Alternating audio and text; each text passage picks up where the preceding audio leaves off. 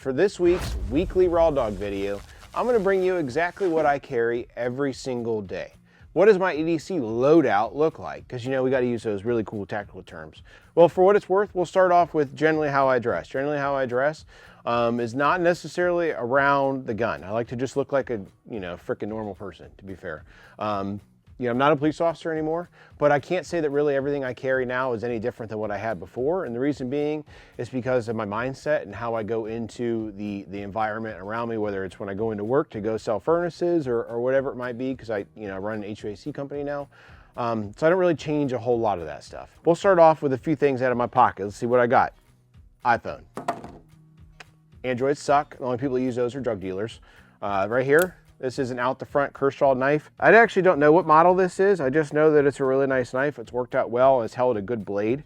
It functions great and it does not deploy and it's very slim. Very, very easy to carry.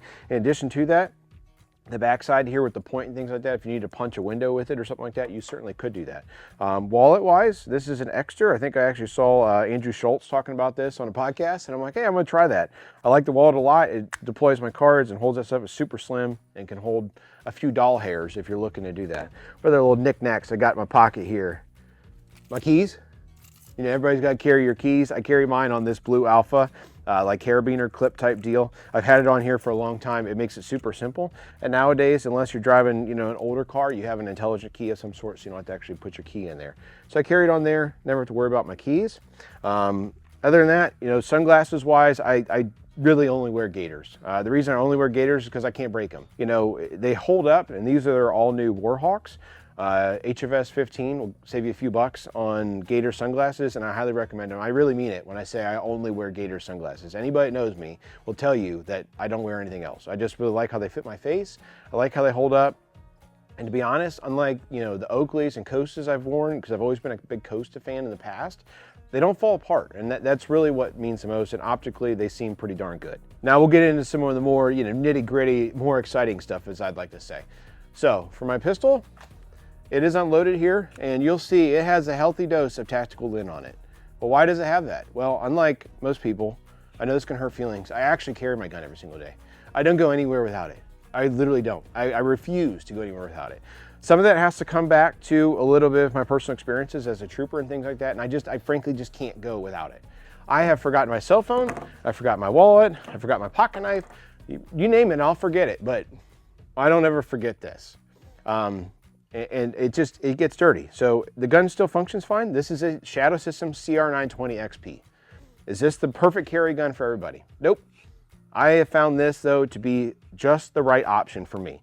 It has 15 rounds of capacity, or 15 plus 1, so 16 total with one in the pipe. I carry Winchester Rangers. These are 147 grain plus P. They're excellent for barriers and things like that. They're just what I carry. They always shoot well and things like that. They function perfectly out of this gun, and I don't have any issues.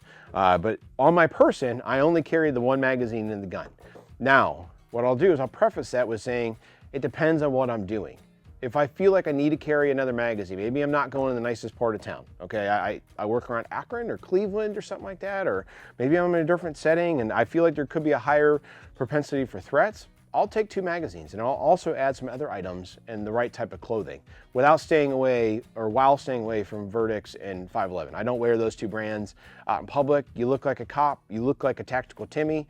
I just don't do it. I usually wear some level of I have a lot of Sitka stuff. I've got some Kuiu stuff. I've got some stuff from Costco.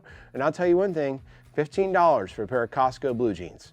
Okay, I've got some Verdicts, I've got some 511 that cost me like $90. My $15 Costco jeans, most comfortable pair of jeans I wear.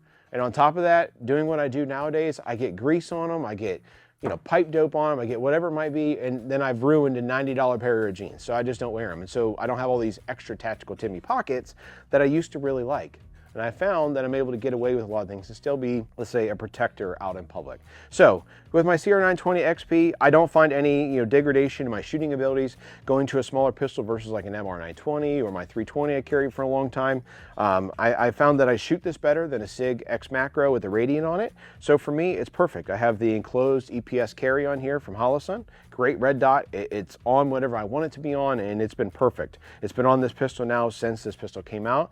This pistol, as you see, it sitting here has probably close to 3,000 rounds through it. I shoot it somewhat regularly, and it gets, like I said, it's dirty. It's got all that tactical lint on there, but every time I shoot this thing, it usually looks like this, and it goes bang. So that's what's important. I feel very effective with this pistol. If I had to make a, you know, a high-risk shot for somebody, maybe it's holding my daughter hostage or holding my wife hostage or something like that, I have no doubts in my mind that this pistol, with my shooting abilities, is very capable of doing that. In addition to that, you know, I could punch out and go to work if I had to. So we'll throw that little quip in there. I think it's a great pistol, especially for myself. Again, the 2 magazines, I'll carry an extra one a lot of times in my backpack. To go along with my pistol, 2 more important aspects, good holster. This holster is a TXC holster. This is a AIWB holster. I wear it in there, and obviously I wear it with my Streamlight TLR7 sub. And then my belt. This is a Wilder Tactical Minimalist EDC belt. I've worn this thing for many, many years. You see it's still very stiff. It holds all my guns I needed to. And then finally, real quick, so we don't forget, timepiece. What am I wearing? Because everybody always asks in our videos, and I see it pretty regularly. This is the all-new Garmin Phoenix Sapphire Solar. So that'll also be linked in the description with the rest of our stuff. It's expensive, but it's a really freaking cool watch. So my backpack, for the most part, kind of goes everywhere with me, whether it's in my office or it's in my truck with me. I spend a lot of time in the vehicle or my pickup truck driving around, so I have extra stuff in there, but I don't really consider it like EDC. The backpack goes everywhere with me. So with that being said, I have all this stuff. Well, how do you save lives if you need to? Well, we'll start here with obviously the most important, and I keep it in my front pouch and I always know where it's at.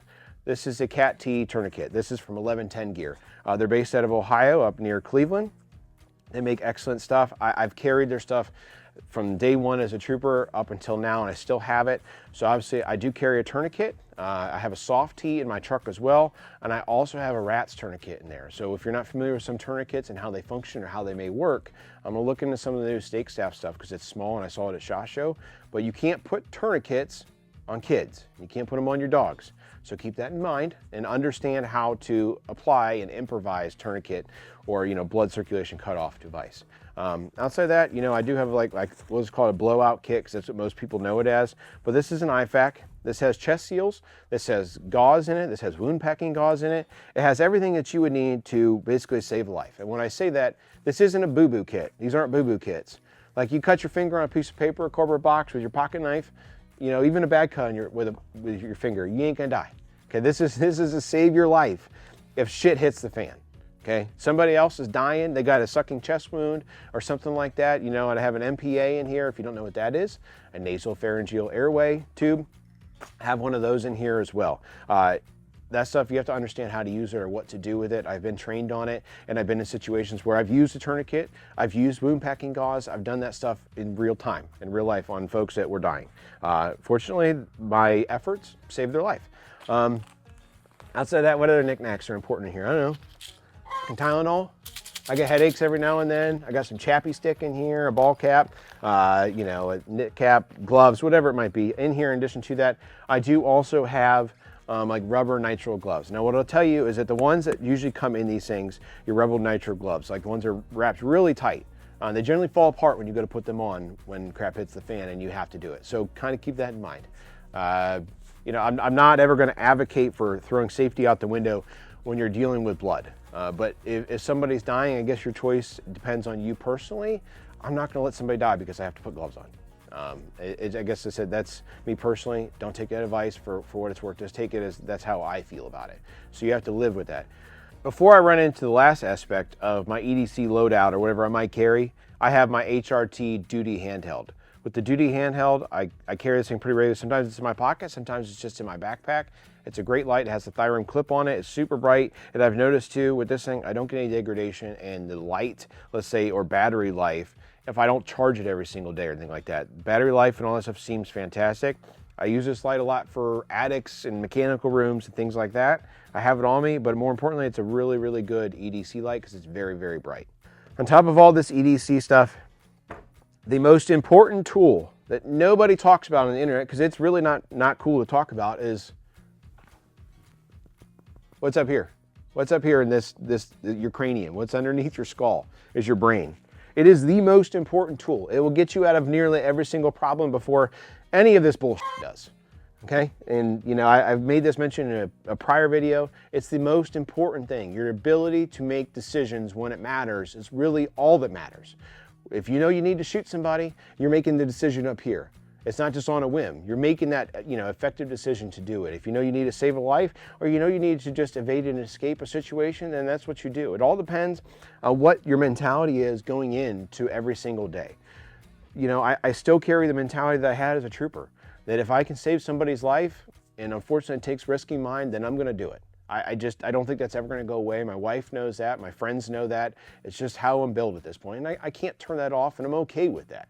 But outside of all that stuff, my number one priority is myself and my family, and keep that in mind. You can't save lives unless you can save yourself. So, you know, a lot of times, like we taught in active shooter, active aggressor training, was if you took a round to the arm or to your leg or something like that, before you help somebody else, you better put a tourniquet on yourself, because then you can go get more tourniquets and do more medical. So I have more tourniquets in my truck. I've got more medical stuff. I've got, you know, I know a lot of people are against it because they're like, you know, certain people have drug overdoses, we should just let them die.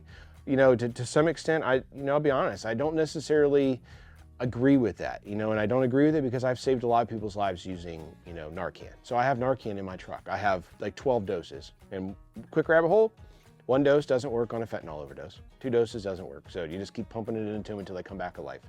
So keep all that stuff in mind. Guys, this is our weekly raw dog. My EDC loadout, you know, Kuiu Divide 1500 pack. I don't know what just happened there. And then all my gear. So ask me questions. I'll link all this stuff in there for you. Like I said, I love Gatorz sunglasses. You know I like Shadow Systems. I carry them because I like them. I'm not saying they're perfect for you. I'm just saying they work really, really damn well for me. Med gear, phone, you know, all that knickknacks. And most importantly, guys, use your head. But until next time, let us know what you want to see in a weekly raw dog.